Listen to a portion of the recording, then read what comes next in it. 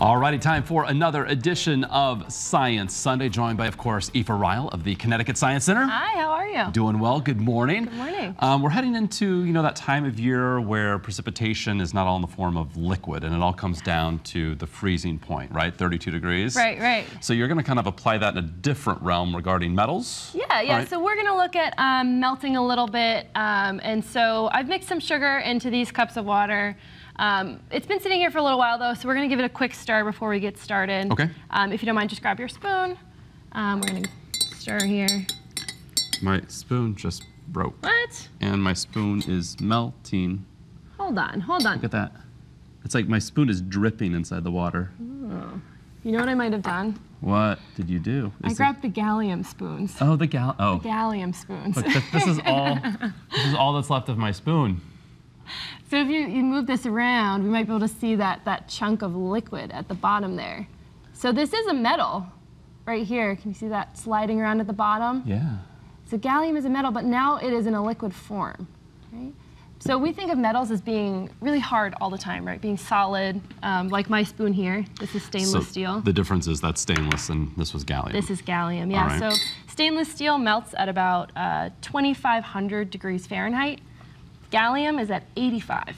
So I've been holding this. I'm 98.6, right? Yep. Is the human average temperature. So it's starting to come off a little bit. Yeah, it'll start to melt in your hands, actually. So this stuff's kind of cool because we don't think about metals having different melting points, but they do. They certainly do. Yeah, and so they can have different applications. We use gallium in thermometers quite a bit. Okay.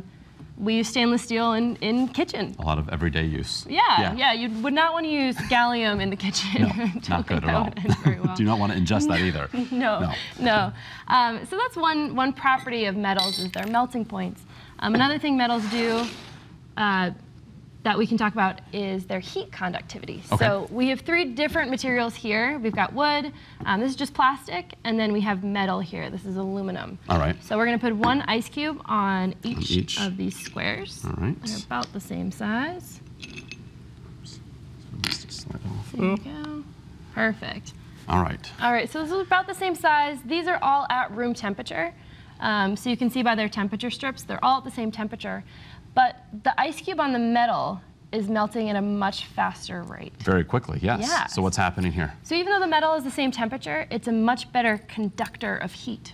So it gives away heat a lot more freely into that ice cube, and it causes it to melt. All right, so these on the wood and the plastic, essentially unchanged. It would take some time to melt these. Absolutely. Those are good insulators, so they hold on to their heat.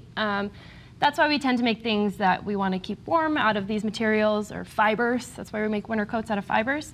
And when we want to transfer heat, we use metal. And again, these all started off in the same spot, room temperature. Yeah, room temperature, and that is almost all completely gone. Almost all gone. Wow, yeah. Very cool. Good stuff. So of course, at the Science Center, you guys are doing live science, and you always have really neat things that are happening for really all age groups. And this one is for maybe some of the older kids. Yeah, so we have an 18+ event. It's our college night. It's next Saturday. We're going to have some really cool custom programming. We have an escape room that we're only doing this night. How cool is that? Which we're excited about. All right. Yeah, we will be serving alcohol for everyone 21+, but we'll have a lot of different activities, giveaways, prizes for everyone who shows up. All right, so this is next Saturday, 5 to 9. Of course, you can register by going to the Science Center's webpage. Absolutely. Aoife, thank you so much. And of course, we'll see you for another edition of Science Sunday next weekend.